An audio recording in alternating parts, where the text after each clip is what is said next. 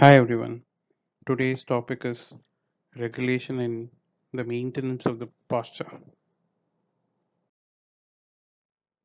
Let us discuss the topic under the following headings: Introduction, Posture, Postural Reflexes, the role of different regions of the central nervous system in the maintenance of the posture.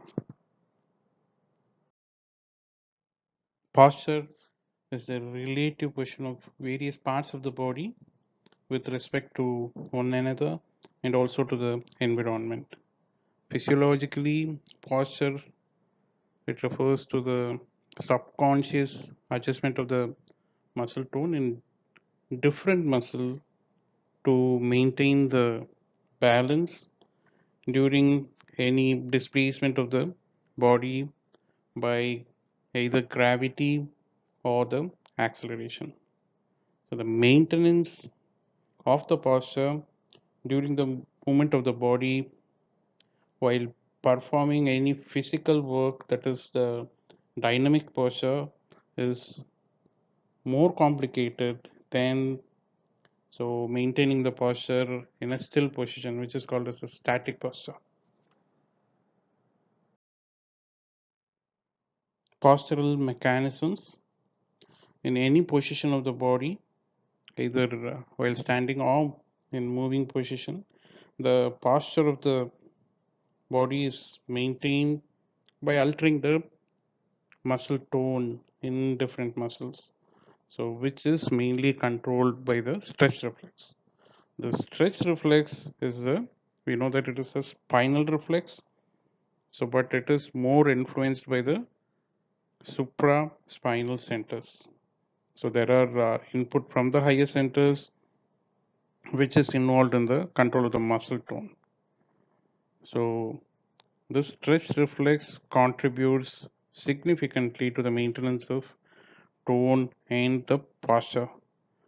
So there are two main mechanisms involved in the maintenance of the posture. They are the muscle tone and second one is the postural reflexes.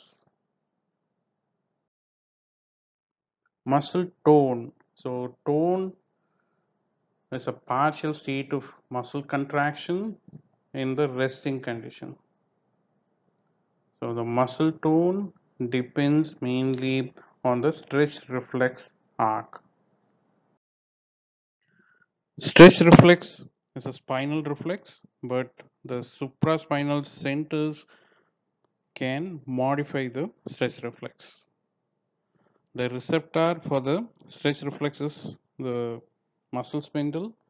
The afferent nerve fibers are group 1A fibers and group 2 fibers. And the center for the stretch reflex is the ventral gray horn area, and from there it synapses with the alpha motor neuron, which is the final common pathway, and the efferent limb, that is the alpha motor neuron, that leaves the spinal cord through the ventral root and it reaches the skeletal muscle fibers which it supplies. So that is both the extensor and the flexor muscles. So which acts as the effector organ. The receptor for the stretch reflex is the muscle spindle. Let us see the various nerve fibers innervating the muscle spindle. So the afferent nerve fibers are type 1A and type 2 nerve fibers.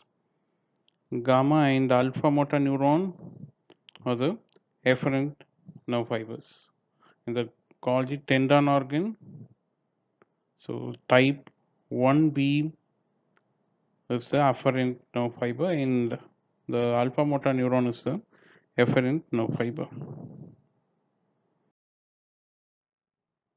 Supraspinal control of the muscle tone.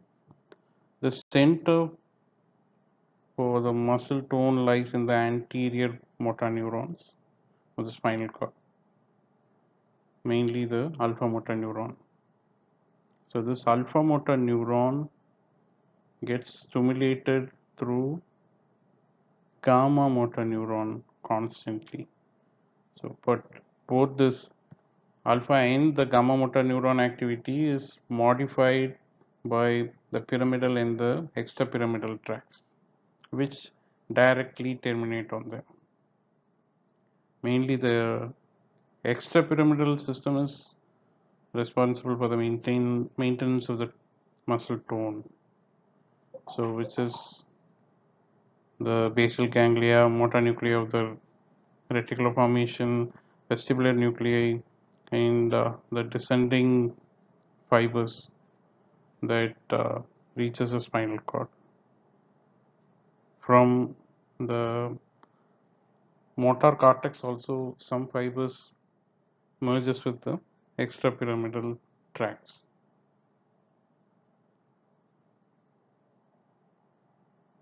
Supraspinal control is exerted by facilitatory and also the inhibitory areas in the brainstem. So the activities are modified through the gamma motor neurons. The bulboreticular facilitatory area in the pons discharges the facilitatory impulses to the motor neurons. So this bulboreticular facilitatory area, it receives the facilitatory signals from the cerebral cortex, cerebellum, basal ganglia, and the vestibular nuclei. So this facilitatory area, it continues to discharge more signals, so which makes the gamma motor neuron to be always active. So this causes stretching of the muscle spindle fibers, and there will be reflex partial contraction of the muscle and the resting tone. So the activation of the alpha motor neurons happen. So then the partial contraction of the muscle happens, which is the muscle tone. What does this inhibitory area do? The bulboreticular inhibitory area, which is located in the lower part of the medulla. So the facilitatory area is in the pons. So the inhibitory area has no intrinsic activity.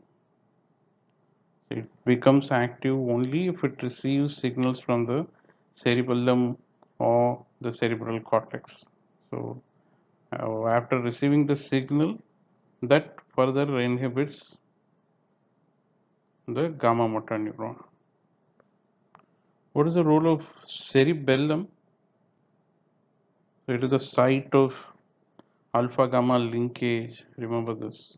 So in the presence of cerebellum, the muscle tone is maintained through both the alpha and the gamma activity. What will happen if there is no cerebellum? Then the muscle tone is maintained by the alpha activity only. So the gamma activity will not happen.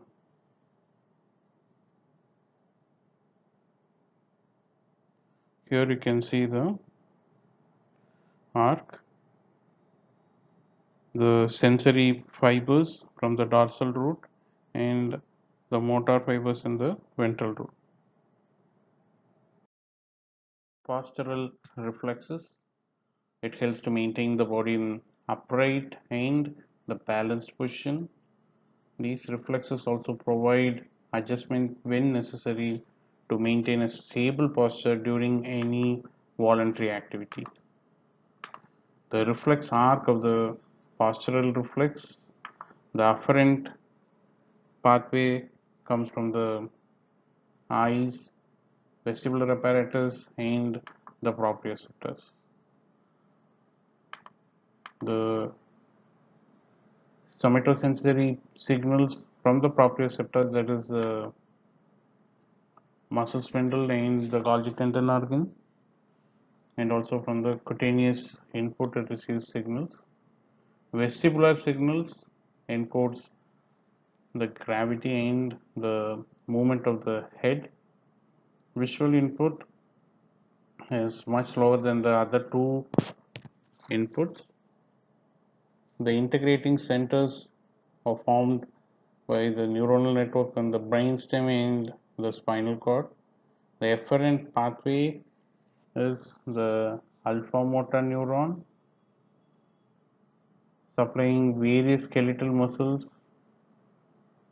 which is the effector organ.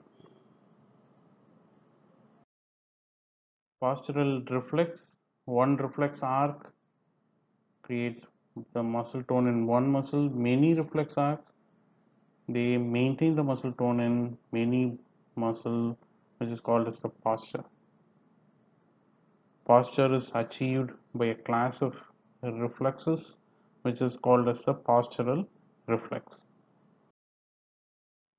Reflexes involved in the maintenance of the posture is called as the postural reflexes, which maintains the body in upright, balanced position and also provides stable adjustments which is necessary to maintain the stable postural background for various voluntary movements.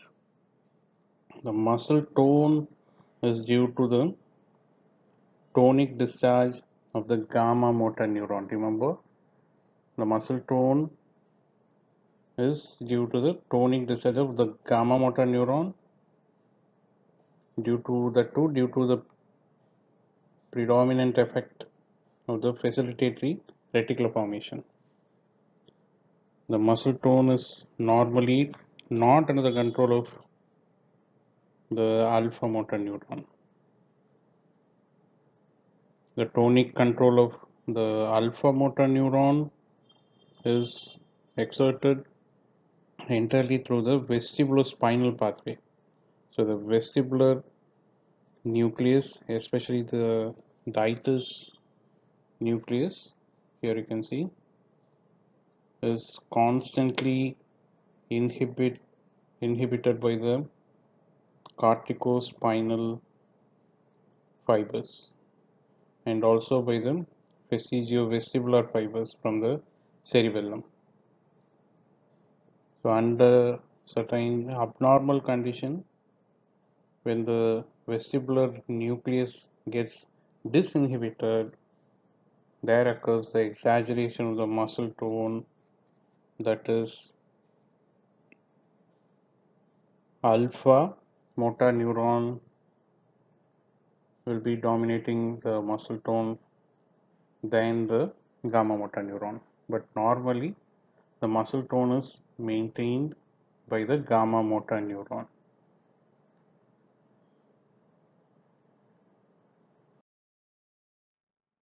Postural reflexes are broadly divided into two types: static reflexes, which is elicited by the gravitational pull and involve sustained contraction of the muscles. Static reflexes are three types: local static reflex, segmental static reflex, general static reflex. These static reflexes are primarily involved in the adjustment to the displacement caused by the gravity. Stato-kinetic reflexes or dynamic reflexes, phasic reflexes. These reflexes are elicited by the acceleratory displacement of the body. They also maintain a stable postural background for the voluntary activity. Both these postural reflexes are integrated at various levels in the central nervous system from the spinal cord to the cerebral cortex. Local static reflexes, they exert their effect on the same limb from which the stimulus was initiated. The center for all the local static reflexes was located in the spinal cord. The important local static reflexes include the stretch reflex. This is the most important local static reflex, which helps to control the muscle tone in the extensor muscles, which helps to keep the body in the upright position. So these extensor muscles are the anti-gravity muscles. So there will be reflex control of the anti-gravity muscle tone happens. Second one is the positive supporting reaction. It is characterized by the simultaneous reflex contraction of both the extensor and the flexors of the limb. So it plays an important role in steadying the ankle joint in the standing position. Here you can see in the picture A, there is simultaneous contraction of the flexors and extensors of the foot, which is helping to stabilize the ankle joint. And in picture B, you can see the dorsiflexion at the foot, which produces the forward fall. In picture C, you can see the plantar flexion at the foot, which is producing the backward fall.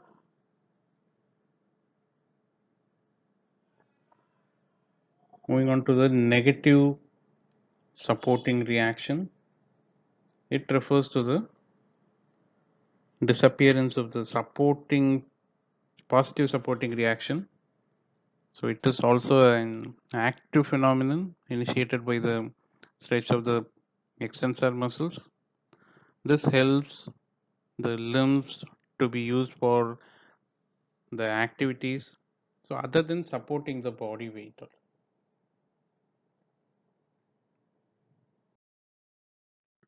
Segmental static reflexes. It is characterized by a bilateral reflex response when stimulus is applied to one limb. So it helps the one limb to support the body while the another limb is raised off the ground.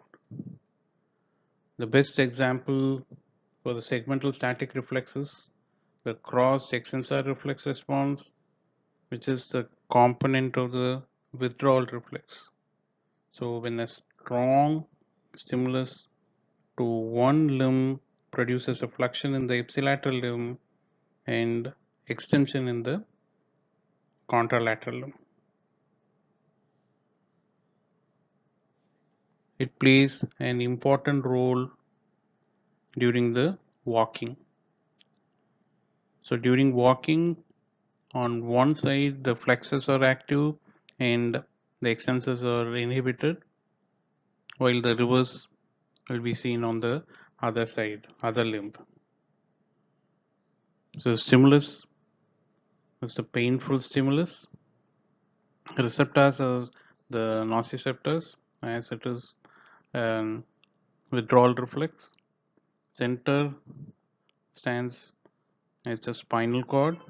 So response, contraction of the flexors in the ipsilateral limb and contraction of the extensors in the contralateral limb. General static reflex, it is characterized by a generalized effect from many muscle groups in the body in response to a stimulus that arises at one side of the body. The general static reflexes can be divided into three groups. First one is the attitudinal or statotonic reflexes, long loop stretch reflex, and the writing reflex. Attitudinal or statotonic reflexes, they are initiated when the attitude of the body is changed, that is while standing on an inclined plane.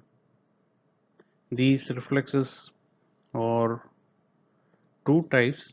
The first one is the tonic labyrinth reflex and tonic neck reflex. Tonic labyrinth reflex. So it receives the afferent from the receptors that travel along the vestibular nerve center. There's a vestibular and the reticular nuclei, which is in the medulla.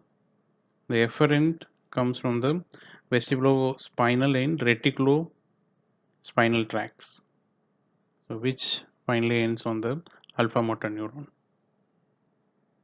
The reflex response is a contraction of the extensor muscles of the limb. So the response is extensor rigidity. Tonic neck reflex. These reflexes are produced in response to alteration in the position of head relative to the body. The stimulus is the stretch of the neck muscle, receptors or Pacinian corpuscles in the ligaments of the cervical joint and the muscle spindle of neck muscles. Center is in the medulla oblongata in the upper cervical region of the spinal cord. The efferent is the corticospinal tract. The response of the tonic neck reflex. So the first response is the flexion of the forelimbs and the extension of the hind limbs. And the second response is the extension of the forelimbs and flexion of the hind limbs on upward turning of the head. Tonic labyrinth reflex is produced in response to alteration in the position of the head in relative to the horizontal plane, that is while standing on an inclined plane. So it is effective in the extensor muscle. It exerts the same effect on all the four limbs. So when a quadruped stand on an inclined plane in such a manner that its head is tilted to the right, flexion of the left limbs and extension of the right limb. So when a quadrupled stand on an inclined plane in such a manner that its head is tilted backwards, flexion of forelimbs and extension of the hind limbs. So this is the um, tonic labyrinth reflex. So mainly when there is an alteration in the position of the head happens, so it will affect the all other four limbs. So there will be the changes in the extensor muscles. Tonic neck reflexes produced in response to alteration in the position of the head relative to the body. So this depends on the position of the head relative to the body. So turning the head down, so there will be flexion of the forelimb and extension of the hind limb. Turning up of the head, there will be extension of the forelimb and flexion of the hind limb. Turning head sideways, so there will be flexion of ipsilateral limbs and extension of the contralateral limbs. Combined response of tonic neck and labyrinth reflexes. On extension of head, labyrinth impulses produces increased muscle tone of extensors of all four limbs, while impulses from neck extends the forelimbs and flex the hind limbs. Then there will be extension of the forelimbs and little change in the hind limbs. On flexion of the head, The labyrinth impulses produces increased muscle tone of the flexors of all four limbs, while impulses from the neck fluxes the forelimbs and extends the hind limbs. So flexion of forelimbs and little change will be there in the hind limbs. Combined response of tonic neck and the labyrinth reflexes. In man, labyrinth reflex is active during erect posture. So when head is extended in a standing animal, the labyrinth reflex, so the tone of the extensor muscles in the forelimbs and hind limbs is activated, and as a tonic neck reflex, the tone of the extensor muscle of the forelimbs gets activated. When the head is flexed in a standing animal, the only the tonic neck reflex of the hind limbs, the tone of the extensor muscles gets activated.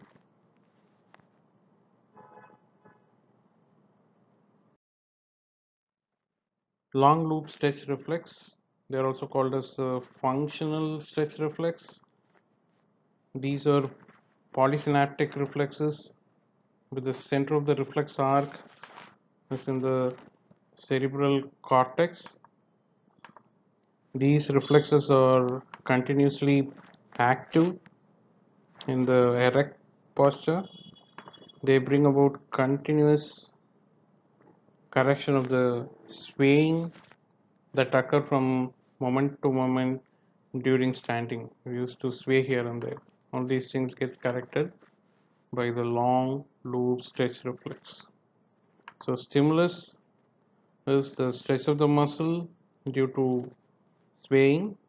So receptor is the muscle spindle and the visual receptors. Center is spinal cord and the cerebral cortex. Response is continuous moment to moment correction of the swaying, so while standing. Writing reflexes, they help to correct the position of the body when it goes off balance and falls down. It helps to maintain the head and the body into a erect position under all the circumstances. So these reflexes consist of a chain of reaction following one another in an orderly sequence. So for example, if an animal is laid down on its side or back, head rights itself, followed by the body and animal finally resumes an upright posture. So whenever it goes off balance, it corrects itself to its correct position. So this is the writing reflex. There are various writing reflexes: labyrinth writing reflex, neck writing reflex, body on head writing reflex, body on body writing reflex, limb writing reflex, optical writing reflex.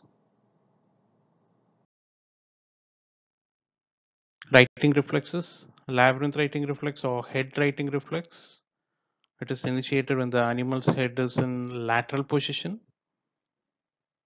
Impulses arising from the otolith organ that reflexly stimulate the appropriate muscle to bring the head back to the upright position. The stimulus is the gravity and receptor is the otolith organ. Response is bringing back the head to the upright position. Body righting reflex, when the animal lies on the ground, the side in contact with the ground is constantly stimulated, but the other side is not stimulated. So this differential stimulation of the deep structure of the body, so that reflexly rights the head. Here the stimulus is the pressure on the side of the body, receptor is the exteroceptors, and response is righting of the head. Next righting reflex is neck righting reflex. The head is righted by above two reflexes, but the body still remains in the lateral position. Here you can see. This leads to twisting of the neck, and this brings even the thorax and the lumbar region successively into a upright posture. Here the stimulus is the stretch of the neck muscle, receptor is the muscle spindle, and the response is righting of shoulders, thorax, and also the pelvis.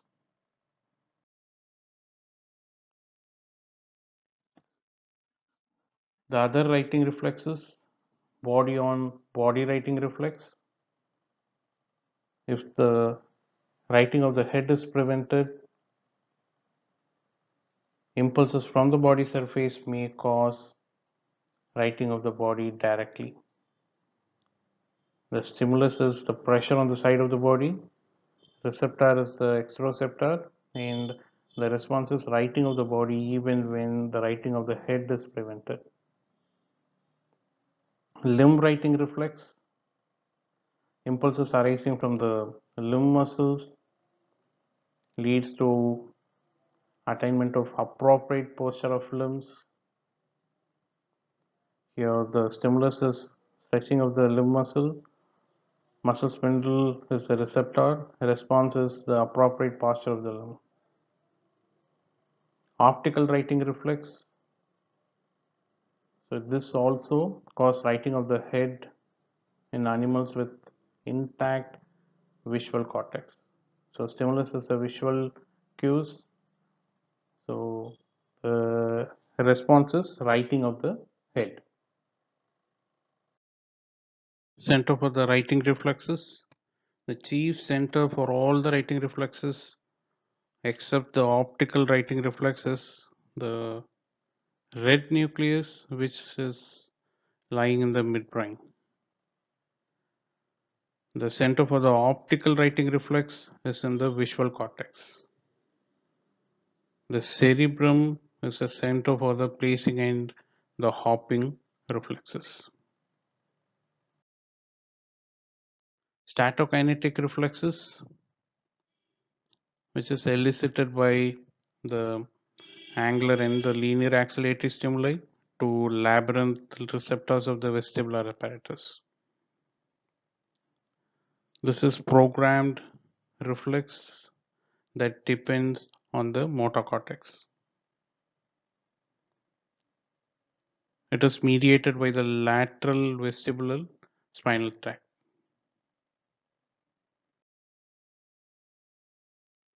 So there are various statokinetic reactions. The vestibular placing reaction. So stimulus is the linear acceleration. The receptor is atrial and suckle. Center is the cerebral cortex. Responses as soon as the food comes in contact in any of firm surface, so it reflexly placed on surface in position to support the body. So that is the response. So next one is visual placing reactions. Stimulus is the visual clues, receptor is the eyes, center is the cerebral cortex. Response, so here also the foot places on the supporting surface. Next one is hopping reaction. Stimulus, so lateral displacement while standing. Receptor is the muscle spindle. Center is the cerebral cortex. Response is hopping movement that keeps the limb in position to support the body while, so when the standing animal is pushed laterally. So when you push somebody, he hops in, he supports his body. So this is the hopping reaction. Regulation of posture and the movements. The mechanism involved in the regulation of posture and movement are integrated at various levels. At the level of spinal cord, medulla, midbrain, cortex, basal ganglia, and cerebellum. Organization of the neural center, which controls the body movements. So the first one here is the highest level. Here you can see. So here the cerebral cortex is cut. So that is the highest level. So here the commands for the voluntary movements happens. So that is the first level decorticate preparation. And second one is the middle level subcortical centers, so which plan the movements, adjust the movements, and coordinate the movement. So that includes the basal ganglia, um, cerebellum, brainstem, all these things. So this is the muscle tone decerebration. So this is the second level preparation, and the lowest level. So here the brainstem and the spinal cord comes. So here the execution of the movement happens.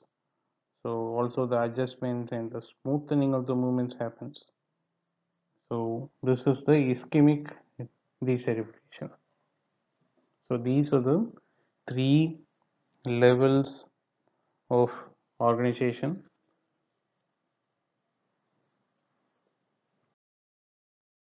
Experimental preparations used in studying the postural reflexes. The spinal animal. So here the spinal cord is transected, frequently in the level of the neck, so that most of the spinal cord still remains functional, and also the respiration is maintained by the respiratory pump. So this allows study of the spinal reflexes, that is the stress reflex, positive and negative supporting reaction. Posture of the spinal animal, so it will be paraplegic in flexion. Flexors become less hypotonic than the extensor. So flexors, they become hypotonic. So both the lower limb will be in the state of the flexion. So preparation. So section transaction will be at the level of the cervical region. So segmental and intersegmental reflexes can be studied as we have discussed. That is the stress reflex, cross extensor reflex, positive and negative supporting reaction. So its characteristics is there will be absence of the reflexes for a period of days or weeks. Paraplegia in flexion. So this spinal preparation cannot stand without any support. Thalamic animal. Here the thalamus is intact in this. The rest of the cerebral hemispheres are removed. So this can be with the cerebellum or without the cerebellum. So this is used for studying the writing reflexes. So the characteristics is optical and limb writing reflexes are lost. Decerebrate animal is one in whom the brainstem is transected at the intercollicular level, that is between the superior and the inferior colliculi.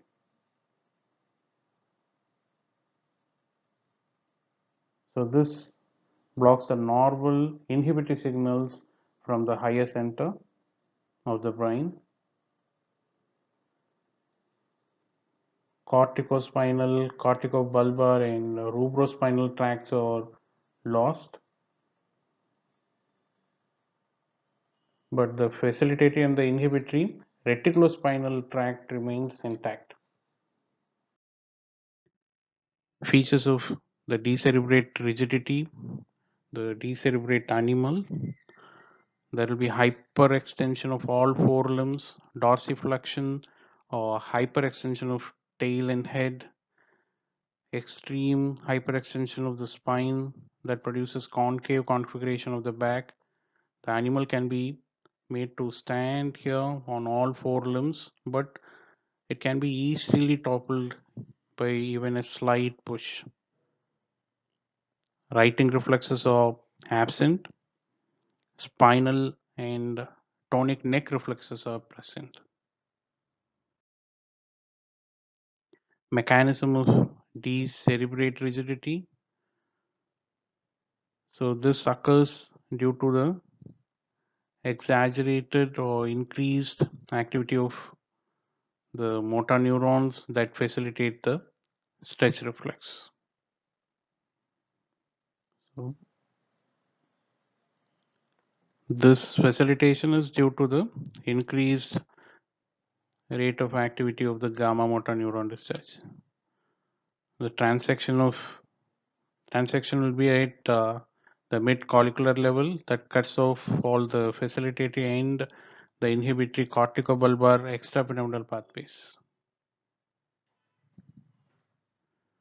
So following the decerebration, the inhibitory reticular formation becomes inactive and facilitatory reticular formation continues to be active. So due to ascending sensory stimuli leading to increased gamma motor activity. Decorticate animal is the one in whom the whole cerebral cortex is removed, but the basal ganglia and the brainstem are left intact. Moderate rigidity is present due to the loss of cortical inhibition on gamma motor neurons and intact activation of descending inhibitory reticular formation by the basal ganglia. So the typical posture will be there will be full extension of the limbs, arms lying across the chest, semiflexion at elbow, slight pronation of the forearm, and flexion of the wrist and the fingers. So postural reflexes, here the tonic neck reflex and writing reflexes are present, hopping and placing reactions are absent.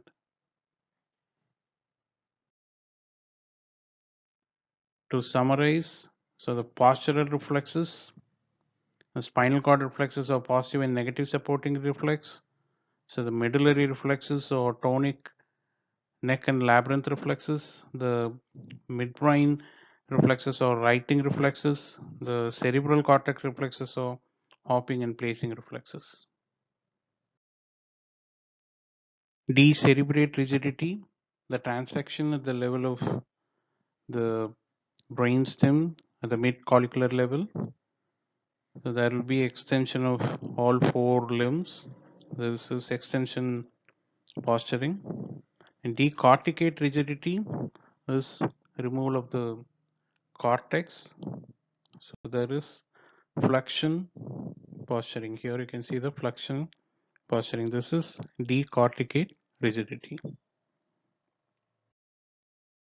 Books to read: Ekejane, Indukrana, Guyton and Hall, Genong, and G.K. Pal. Thank you for your attention.